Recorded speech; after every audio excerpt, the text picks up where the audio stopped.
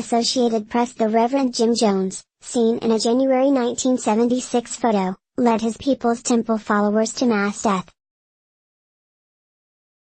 There's a new Donald Trump meme making the rounds on social media. The image has the president's face, but he's wearing the iconic look of cult leader Jim Jones: white suit, dark 1970s sunglasses, self-righteous swagger.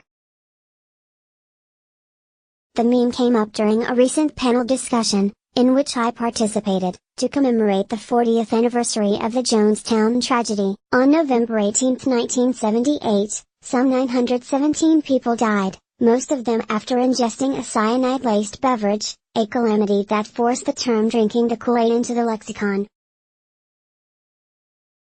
The vast majority of the dead were members of the People's Temple, a religious sect led by Jones, who also died that day. Yolanda Williams, who at age 10 became a member of the People's Temple, spent months living in the group's Jonestown commune in Guyana before escaping back to San Francisco.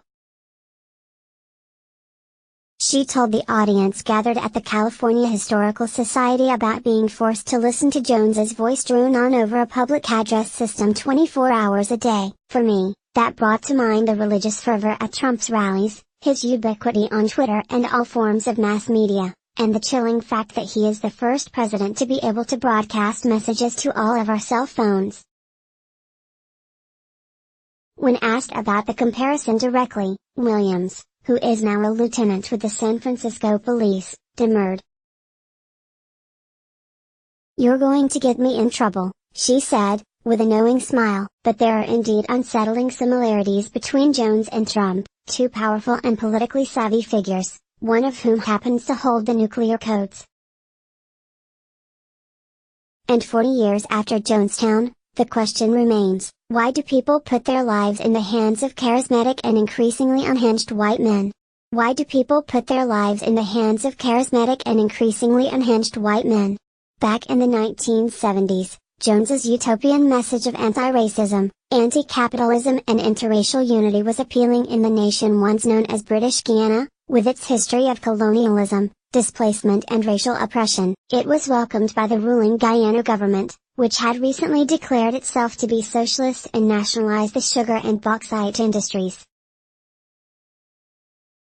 Isolated and cut off financially from the United States, and ignored by would-be allies like Russia and China, the ruling government was looking for support anywhere it could. Guyanese officials welcomed their American comrades in the struggle, especially comrades who happened to have over $13 million in assets and bank accounts all over the world.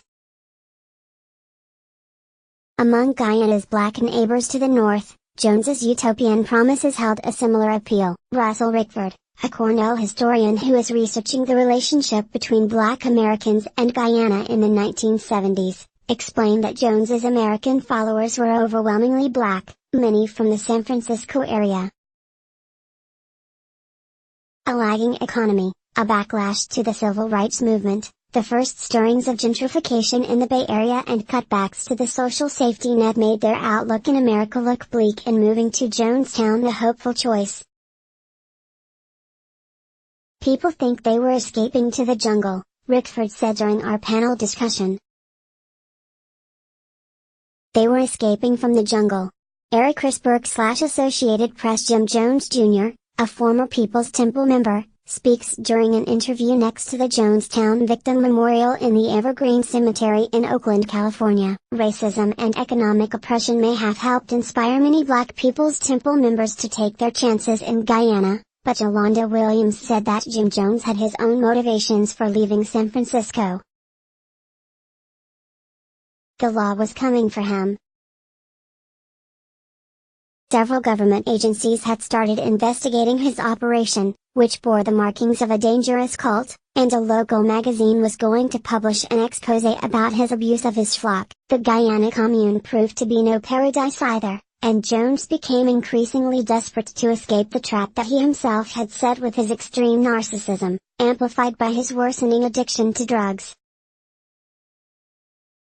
When a deranged follower tried to stab Representative Leah Ryan, who had come to Jonestown to investigate the cult, the violent dominoes began to fall. Soon after, Temple members began shooting at Ryan's delegation, which included many members of the U.S. press. The congressman and others were killed. It seemed the end was nigh. Jones ordered the entire settlement to commit revolutionary suicide.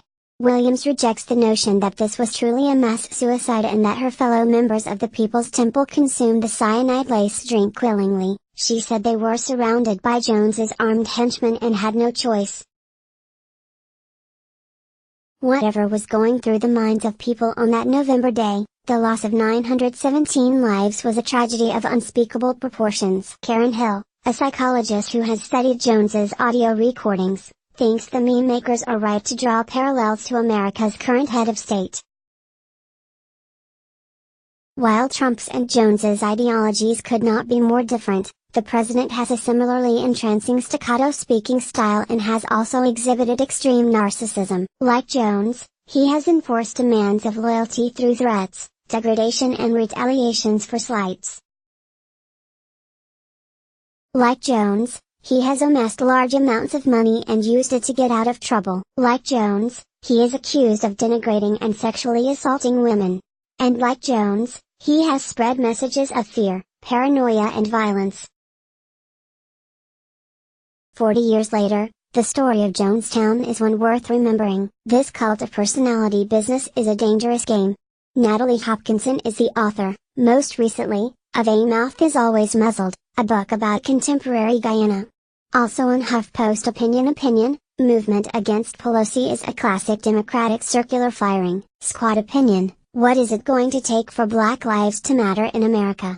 Opinion, white women who vote GOP aren't voting against their own interests. Download more. Donald Trump Guyana People's Temple Jonestown Jen Jones